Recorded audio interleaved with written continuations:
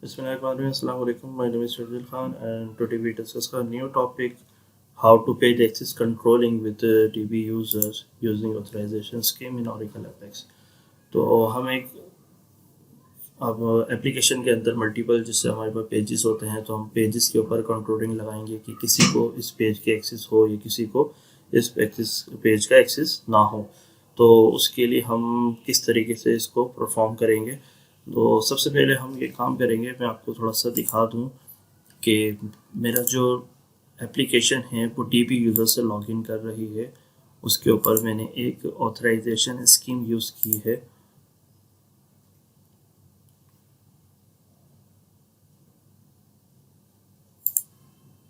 Authentication scheme use की है माई auth के नाम से, और उसके अंदर मैं लॉगिन के लिए यूज़र प्रोफाइल का टेबल यूज़ कर रहा हूँ, जिसके अंदर यूज़र आईडी और यूज़र पासवर्ड को यूज़ करते हुए मैं अपनी एप्लीकेशन को लॉगिन करवाता हूँ।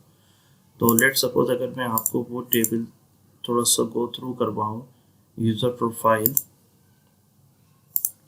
तो इसके अंदर हमारे पास यूज़र आईडी है और पासवर्ड है, जिसको यूज़ करते हुए मैं इसको लॉगिन करवाता हूँ। लेट सपोज अगर मैं एक यूज़र से इसको एप्लीकेशन को लॉगिन करता हूँ तो ये सक्सेसफुली लॉगिन हो जाएगी। और दूसरा काम मैंने यहाँ परफॉर्म ये किया है कि सेशन के अंदर यूज़र आईडी जो है वो स्टोर करवाई हुई है कि जो भी यूज़र लॉगिन करेगा तो उसकी यूज़र आईडी जो है वो मेरे एप्लीकेशन आइटम के अंदर स्टोर हो जाएगी। ये हम प्रीवियस वीडियो के अंदर भी काफ़ी डिस्कस कर चुके हैं कि किस तरीके से हम एप्लीकेशन आइटम के अंदर अपनी वैल्यू कैसे स्टोर कर सकें। तो अब मेन पॉइंट पे हम आते हैं कि हमें किसी लेट सपोज अगर हमारे पास ये मल्टीपल पेजेस हैं और हमें अकाउंट पेज मतलब अकाउंटेंट का एक पेज है, उस पेज नंबर 4 के ऊपर कंट्रोलिंग लगानी है कि अगर यहाँ पर कोई user let suppose user ID है मेरे पास यहाँ पे अभी जो सेशन के अंदर स्टोर हो रही है 1001, ये मेरी user ID, login user ID और लॉगिन यूज़र नेम। तो मैं ये रिस्ट्रिक्शन लगाऊंगा कि अगर 1001 यूज़र आईडी लॉगिन करे तो उसके पास ये इस पेज का एक्सेस ना हो, पेज नंबर 4 का। तो उसके लिए सबसे पहले हम अपनी एप्लीकेशन के अंदर जाएंगे और go to share components, go to authorization scheme and एक न्यू ऑथराइजेशन स्कीम बनाएंगे फ्रॉम स्क्रेच। नाम दे देंगे इसको पेज एक्सेस कंट्रोल, और यहाँ पर जो सिलेक्शन टाइप है वो हमारी मेन पॉइंट है P L SQL function return Boolean, जिसके अंदर अगर आप देखें मैं एक फंक्शन ऑलरेडी मैंने क्रिएट किया हुआ है जिसके अंदर मैंने 2 वेरिएबल डिक्लेयर किए हैं, और यहाँ पर इस वेरिएबल को मैंने अपना एप्लीकेशन आइटम स्टोर करवा दिया कि जो भी एप्लीकेशन आइटम के अंदर वैल्यू मिले वो उसके अंदर स्टोर कर दे। Get the user ID for the current logging user page in user.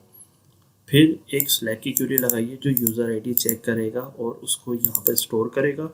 अगर वो यूज़र आईडी एग्जिस्ट करती है, लेट सपोज मैंने यहाँ कंडीशन लगाई हुई है कि अगर मेरी यूज़र आईडी बराबर नॉट इक्वल हो 1001 तो रिटर्न ट्रू कर दे, अदरवाइज वो रिटर्न फॉल्स कर दे। तो अगर कोई यूज़र लेट सपोज मैं अगर इस यूज़र से लॉगिन करता हूँ 1001 पे और मैं जिस पेज के ऊपर ये ऑथराइजेशन स्कीम यूज़ कर रहा हूँ तो उस पेज पे इसको रोक देगा, वो पेज का एक्सेस नहीं देगा। तो सिंपल इस कोड को मैं कॉपी करता हूँ और अपनी P L SQL function return Boolean के अंदर मैं इसको यूज़ कर रहा हूँ, ये हम पेस्ट कर देते हैं और यहाँ पर एक डिस्प्ले मैसेज कर देते हैं जो यूज़र को पेज पे क्लिक करते वक्त डिस्प्ले होगा।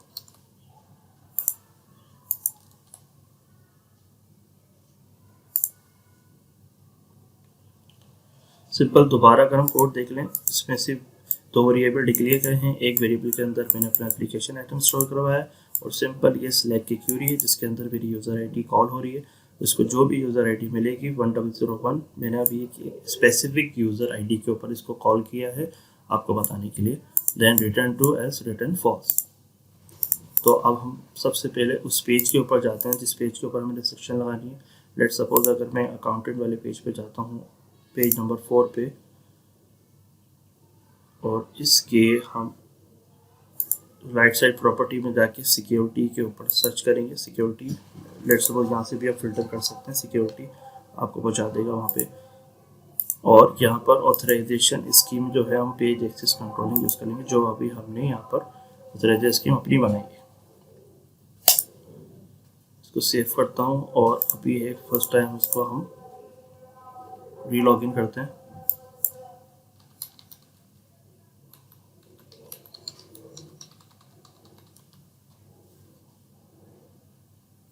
अगर मैं अकाउंटेंट वाले पेज पे जाता हूँ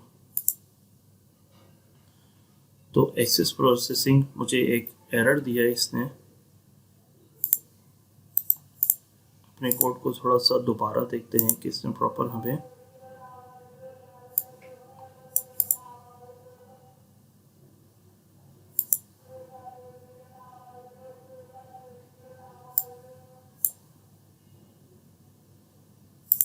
ओके हमारा जो एप्लीकेशन आइटम है वो हमारा गलत है, हमें ये एप्लीकेशन आइटम जो है वो यूज़ करना था।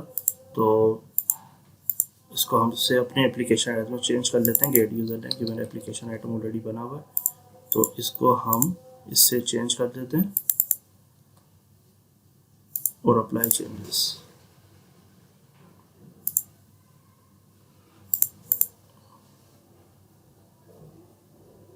देखिए, you have no right for this access page.